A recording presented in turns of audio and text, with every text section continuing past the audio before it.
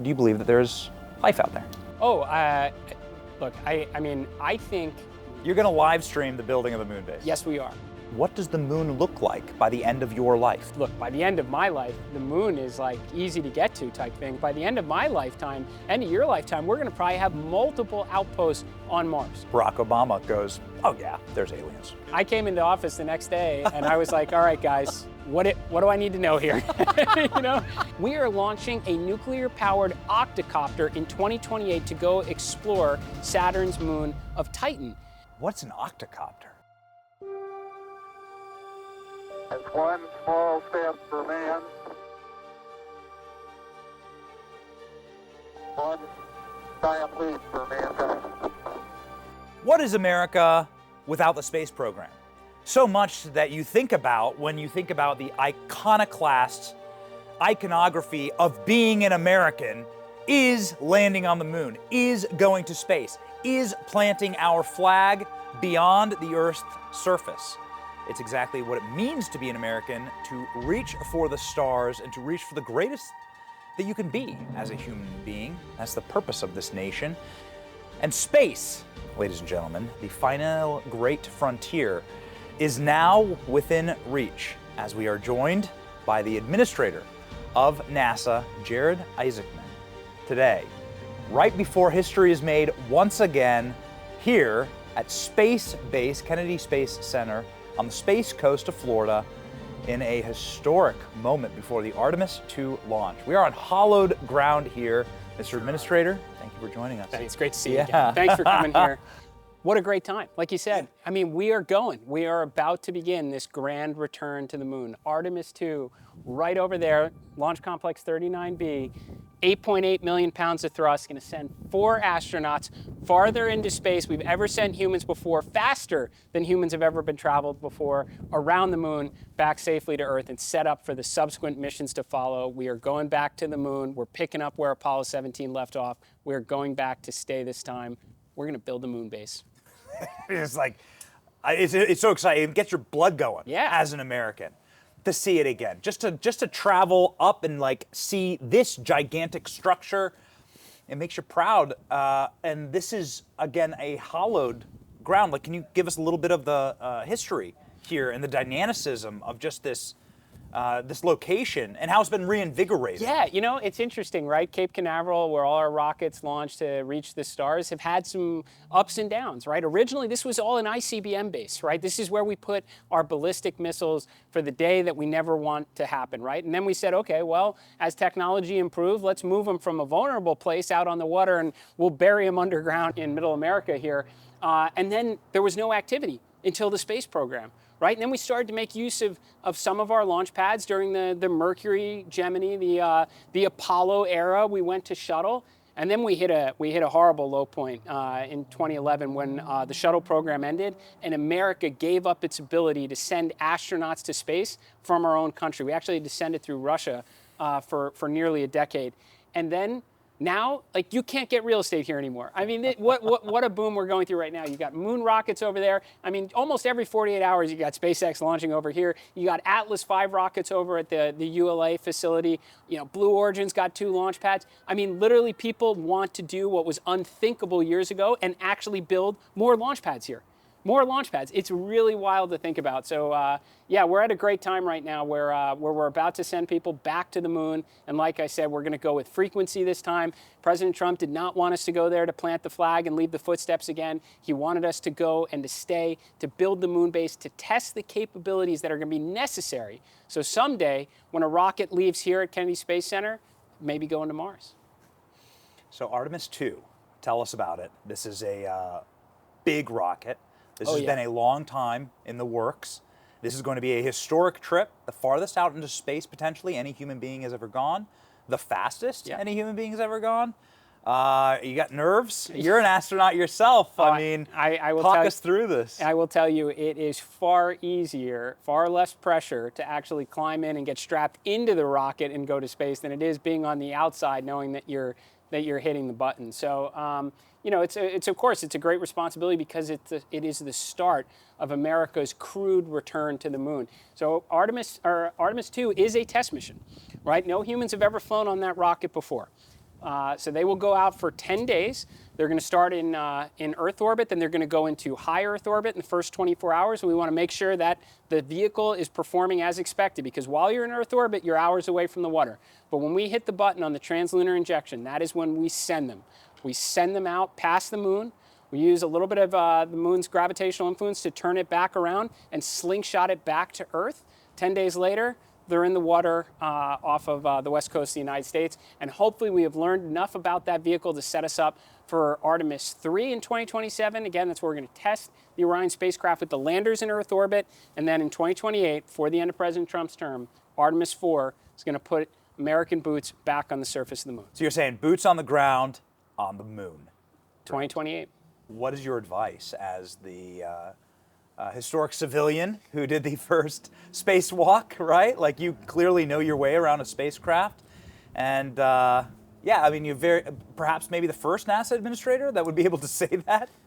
Well, to give advice to the astronauts, am I right on that? You know, you've got 3 astronauts that are on Artemis II. You know, they're all NASA astronauts. They've all been to space once before. They've all done 6-month, like, long duration stays on the space station, where you actually have a fair amount of volume. The only thing that Victor Glover asked me, he's the pilot on Artemis II. He's a naval aviator. He's a test pilot, and he's like, "What's it like to live for a long time in a small spacecraft?" Because, you know, we went to the space station. It's still small, but we had a lot of room. But, you know, you guys lived in a pretty small spacecraft, and actually the volume is somewhat comparable. And I was like, "You're just trying to do that to make me feel good. You know what you guys are doing. You've prepared for years.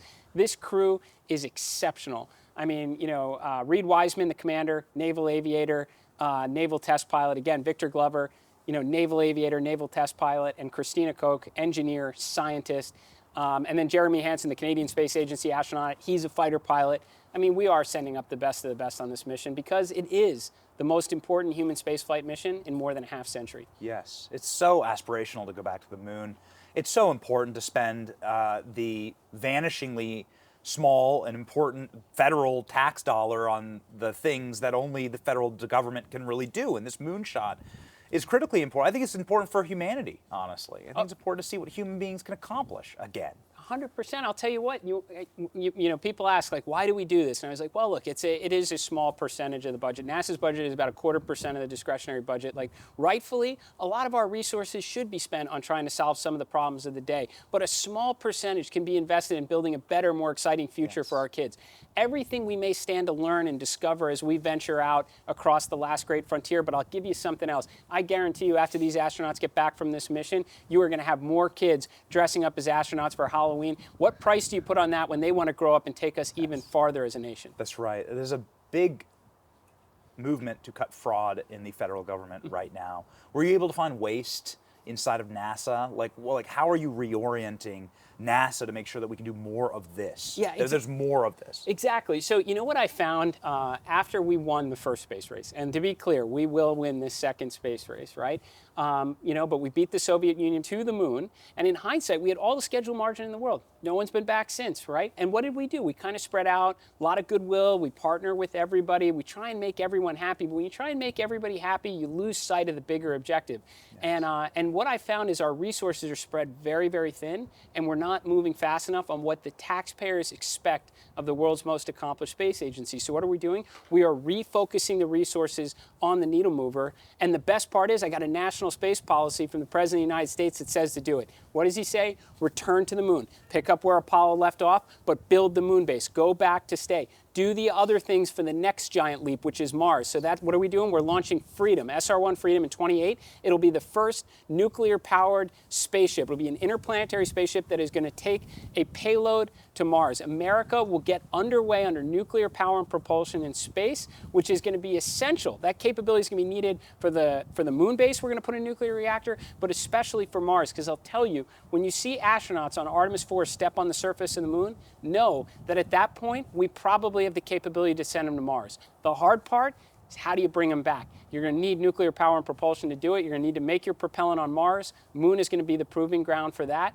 And that's what we're focused on. We're focused on doing what no one else is capable of doing. That's what I think the taxpayers want of NASA. So we are absolutely getting a moon base. 100%. What does that look like? Okay, great question. Here's another thing I found. We tend to jump right to the dream state.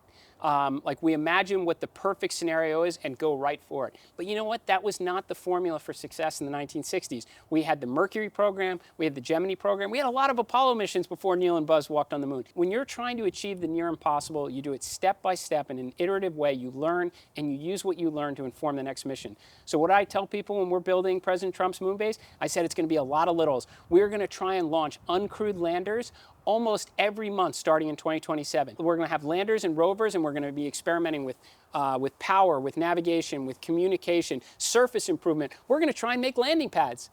We are going to experiment to inform phase 2, which is semi-habitable infrastructure, and then ultimately phase 3, where you have the permanent infrastructure where you can maintain that enduring presence. And we're going to bring everyone along for the ride. We're going to put satellites up there, communication observation satellites. There is literally a NASA moon base website. People are going to watch as we experiment, as we learn, and as we build this moon base. You're going to live stream the building of the moon base. Yes, we are. That is going to be a very popular stream. I suspect so. You're going to see a lot of high definition cameras on the moon. One of the astronauts that you just name dropped, I believe the female member of the team, Christina Koch. Christina, she is going viral right now for talking about the moon base and how the moon base is necessary to get us to Mars. Yes. And that's the best chance that we have of potentially finding life out in the wide universe. What's your take on that? Do you believe that there's life out there? Oh, look, I mean, I think... I have like a slightly different take on this one, right? I think most people, if you ask them, at the night sky, they look up and see all the stars and they're like, okay, well, that's one galaxy. There's 2 trillion galaxies, and how many stars are there? And how many of them have exoplanets in a Goldilocks zone? Yeah, sure, surely there must be life out there somewhere. I would say there is a chance there could be life out there everywhere. If we go, now, it doesn't mean it looks like us. It doesn't mean it has the tentacles like you have in the movies. But I would say if we can get to Mars and we can bring samples back, I'd put it at a better 90% chance that we could prove there was some microbial life on Mars. Now we have a mission called Europa Clipper, going to the moon of Europa, where we think there could also be biosignatures. We are launching a nuclear-powered octocopter in 2028 to go explore Saturn's moon of Titan. Now, what if you find biosignatures there? It changes the whole equation from looking up and saying, well, the odds would say surely it's out there somewhere, to what if in our own solar system it could be everywhere? That would be, I think, it would be the most like consequential discovery in human history, right? And that's what we do here at NASA. We go out and try and unlock the secrets of the universe. What's an octocopter? Oh, this thing is cool. It looks like the drones that you'd see, like, I don't want to say like the kind of drones that your kids would play with, like more like the professional drones for like filming a movie, except it's nuclear powered because we got to send it to Titan, and it is going to fly around and search for signs of life. So it's going to get to Titan and it's going to be able to like drone the planet. Yeah. That's so yeah, the moon. awesome. Yeah, exactly. That's so unbelievable. The vice president made a lot of news sitting across from me a couple days ago saying, yeah, I mean, I totally agree that there's aliens, they might be demons. Well, what do you think about that? Well, look, I did catch that, and I love that the vice president is so interested in the subject. I mean, like, space captivates everybody, right? Yeah. I mean, you know, what kids don't look up at the night sky and wonder about the possibilities? I mean, that's why I think I have the greatest job. I'm very grateful to the president for giving it to me. So, again, I think that our job is to go out there and try and solve some of the mysteries that we've all been thinking about. I do think when you bring back samples from Mars, you've got a very high probability that there was microbial life there. I do think missions like Europa Clipper and Dragonfly will have good chances to increase our knowledge, right? And then you've got missions like the Habitable Worlds Observatory. You know, it's not scheduled to launch for about a decade in the future, but that is going to, take like James Webb and Hubble, times 100. And I think, look, as we go out there, we will find other biosignatures. It's just exciting, the possibilities, what we may learn. Barack Obama goes, oh yeah, there's aliens. That's what he's having. He's asked point blank, are there aliens? He's like, yeah. And then he's like, well, they're not being held at Area 51. I was like, okay, well, you got to ask a follow-up there. But he never got asked a follow-up there. What is the follow-up question to that? Yeah, I mean, I got to admit, as the leader of NASA, in that like 72-hour span of time where you had President Obama say that, and then the next day President Trump was like, wait a second, that's classified, and then he put out the tweet and said, look, whatever we got, release. Yeah. I came into office the next day and I was like, all right, guys, what do I need to know here? You know, and you know, I think it's interesting. I absolutely applaud the president in getting whatever data that we have out there. And I'll tell you, I've looked into a lot of this. You have things, everything from like, you know, weather balloons that get, you know, that can get tethered to a ship and move around wildly in the wind, and you get the right camera angle on that. You've got commercial airplanes way out. You have flares that are fighter jets, you know, punch out, you know, as part of their training maneuvers. There's a lot of things that are explainable, and there's a lot of things just by virtue of all the cameras that we have out there. They're on like everybody's doorbell camera that you see some things at times, and like this is why we have a lot of smart scientists that are exploring it. I personally have not seen any evidence that intelligent life has visited us yet, you know, but I think it's certainly interesting and certainly part of our job to go out and answer the question, are we alone? And you think that there's what did you say, 90%? Oh, I think if you bring samples back from Mars, be clear, these are not moving around samples, like that you would get, you know, better than a 90% chance that there was at one point microbial life on Mars. Okay, so you're not keeping it back there in that building. No, there's nobody walking around. There's nothing growing green around here. I've been looking at it, and I haven't found it. I mean, it is unbelievable. It does look like Yavin 4. It looks like a Star Wars. I just couldn't believe it. When I'm standing up here, I'm like, this is Yavin 4. This is a Star Wars play. I mean, it's like really cool. Are you building a Death Star? You need to come back here. We need to fly again, and we'll take a tour over Kennedy Space Center, and you can see all the activity, because it is, like I said, there were some low points here where we didn't have a lot of activity. Now people are like banging down the door looking for launch pads. But we got to beat the Chinese, right? We have to.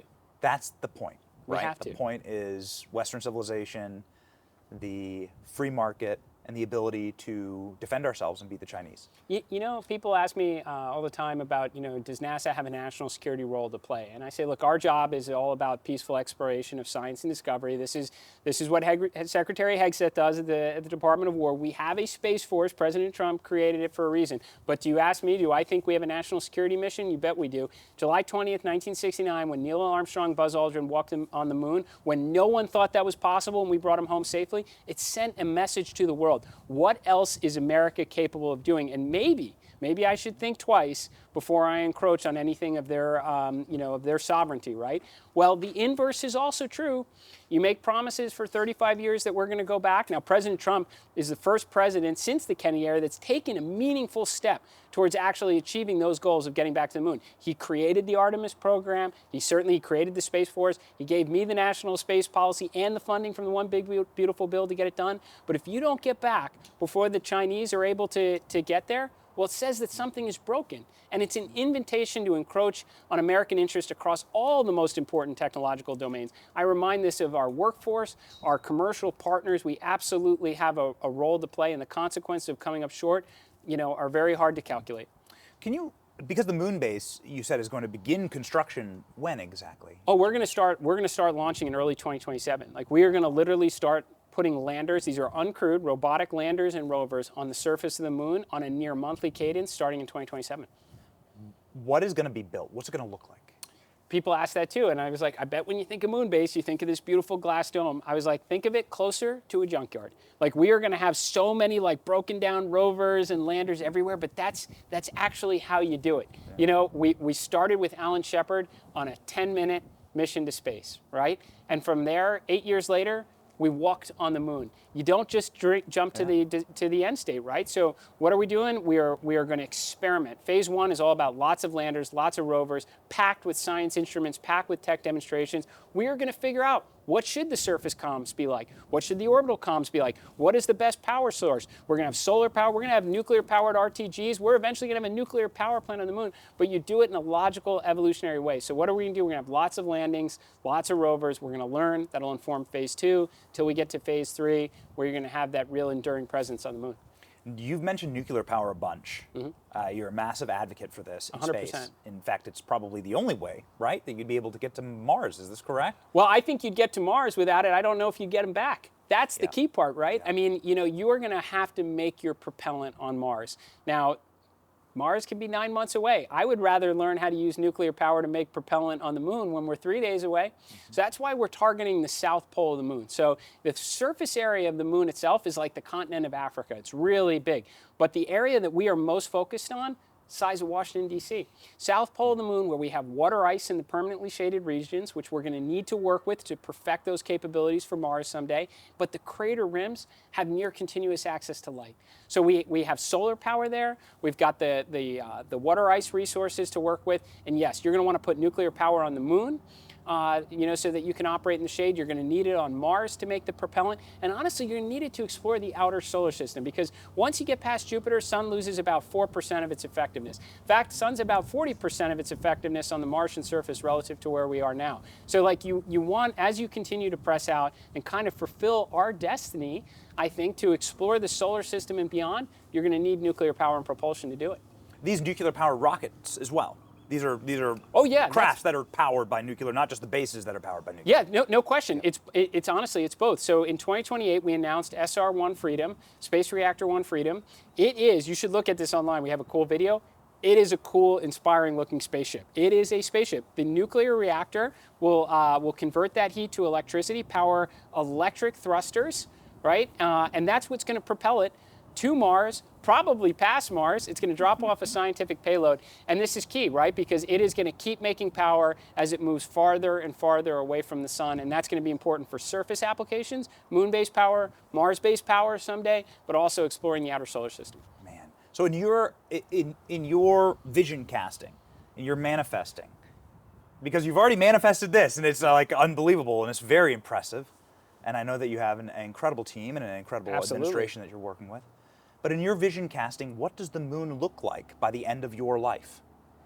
Oh, well, look, by the end of my life, the moon is going to be the back of the yard, like easy to get to type thing. Like by the end of my lifetime, end of your lifetime, we're going to probably have multiple outposts on Mars. And I'll tell you, we will know a lot more about the outer solar system, and we will have for sure sent probes to other star systems by the end of our lifetime. So like we are just getting going. I refer to this as the greatest adventure in human history, and we have just gotten started. So we're going to get back to the moon. We're going to build the moon base. We're going to learn a lot. We are going to experiment, test, and build the skills necessary to go to Mars and beyond. What is all of this exploration of the great beyond and the mysteries that intertwine all of it? How does that affect your relationship with a creator, with God? What does the mysteries of the universe unraveled tell you? All great minds that have thought of these things or reached for the stars eventually come to some realization about their relationship with the creator. I'll tell you, I mean, I've been to space twice, and I think it's very hard to be there and not be somewhat spiritual, because you just have an appreciation for, how small we are in the grand scheme of things, like the enormity of what's around us, and like it had to have all started like somewhere, right? We don't have, an answer for that right now. So the idea that maybe this was all part of some extraordinary grand design is, those thoughts have to go through your mind. Like it's too interesting of a perspective not to kind of go down that road, I think. So, but it is like, this is what we are pursuing right now. We are going to learn so much, in the years ahead. And I absolutely believe we were destined to do this, to go out, to explore, and to seek out a lot of those answers. And they're waiting for us. Yeah. On stage at an event last fall, you said that that Charlie Kirk's life helped you sort of reimagine or reconnect with your faith. Yep. And to start reading the Bible again. I'm wondering, how does that affect your day-to-day here at NASA? Well, I think it's only more motivating. In fact, if you go back and I feel like I've read every book from the from the Great Space Race, from every one of those astronauts, and a lot of them will tell you that going into space only like reinforced their beliefs. And I think that's very much the same way. Now, for sure, I think what happened to Charlie was impactful to, anyone who saw what went down and know what he stood for, who had listened to him. And absolutely, I said it when we were there at the Turning Point event. That was you know, that was the first time in probably decades that I started to read the Bible, and I still do. Yeah, I don't think that would have happened. I don't think I would have had that, you know, kind of that calling in that moment had it not been for what happened to Charlie. This is an unbelievable calling.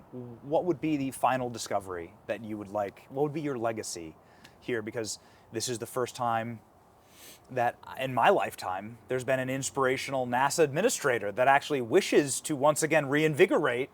I mean, I could like the energy is just kind of bouncing off of you as we sit here in the shadow, really, of the Artemis and what's to come. It's been inspiring. I've never seen it before. Well, you know, I went to every one of the NASA centers. I met with our workforce. I get information constantly. Like, I want to hear from our nation's best and brightest. What's working so we can do more of it, and what's broken so I can fix it and clear it out of the way and really unleash their potential. And a lot of them asked me that same question. They said, you know, what do you want your legacy to be at NASA? I was like, well, I could give you the lazy answer, which is, I want to oversee America's return to the moon. That is luck and timing to be nominated by President Trump when you have the mandate and you have the resources to actually make it possible. Like, to me, I was like, you know what I want my legacy to be? I want to, you know, make sure all of our resources here are concentrated on the real needle movers, why this agency exists in the first place, and I want to clear out all of the bureaucracy, all of the obstacles that impede your progress and unleash you. And if we can do that, well, then building a moon base is going to seem pale in comparison to what we are capable of doing in the years ahead. That's my promise to the workforce. Final question. You're a huge Star Wars fan. Yes. It's kind of be like a childhood dream coming true here. I mean, because you're like actually doing Star Wars. You know, this has been my dream since kindergarten. I always wanted to be an astronaut. I became a pilot because I thought that was as good as it was going to get. You know, I used to, when you watch Nickelodeon in the 80s, every game show, like the end of it was like, and the first place winner gets an all expense paid trip to space camp in Huntsville, Alabama on a Delta airline, right? And I was like, I'm going to space camp. And then I watched the movie Space Camp. I am absolutely living the dream. I'm incredibly grateful to President Trump for putting me in this position, giving me the resources, the team, the mandate to get the job done, to return American astronauts to the moon, to build the moon base, and do all the other exciting things like getting ready for Mars. It's awesome. All here from Yavin 4. I mean, you're literally living the Star Wars. You're actually doing it in real life. It's like pretty... I am 100% living the dream. Oh, man.